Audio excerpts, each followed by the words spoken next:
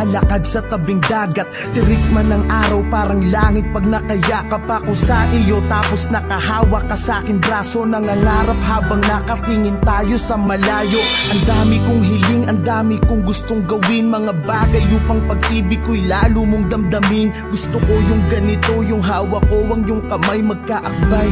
Parang wala na yatang papantay sa pintig na kakaiba. Nahatid mo sa akin, ako'y ganado pag ikaw ang kasabay kong kumain ng iyong halik na ang dulot ay ngiti na abot tenga. Kaligayahan na hindi kayang mabili ng pera. Di ko kayang isipin ang buhay nang hindi ka kasama. Naiisip ko pa lang ako'y parang maluluha. Nakatabi kita pero ba't ganito ang pakiramdam? Nalulungkot pa rin ako at labis na nasasaktan.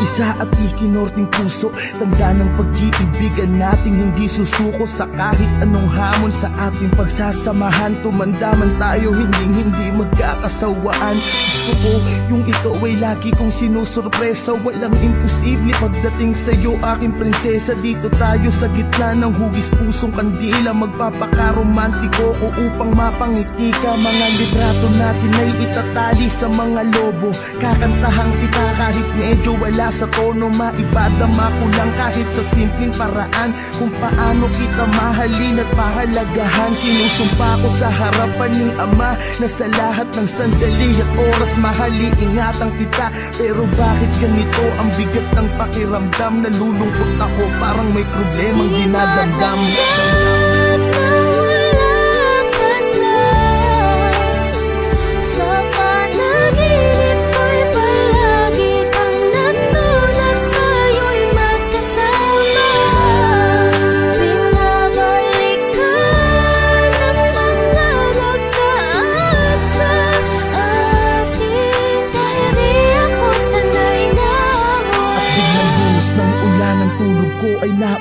Panaginip lang pala sa tabi ng iyong puntod. Mata ko'y ipinikit, pinilit muling matulog. Di alintana ang patak ng luha na nahuhulog sa aking mata.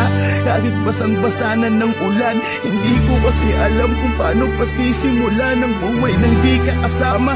Sinanay mo kasi ko na laging masaya at ang araw ko ay kumpleto. Wala na akong kasabay magsipilyo, wala nang makulit. Nauupo lagi dito sa binti ko. Wala na akong kasubuan kapag kumakain. Sa tuwing at 13, wala na akong susurpresahin.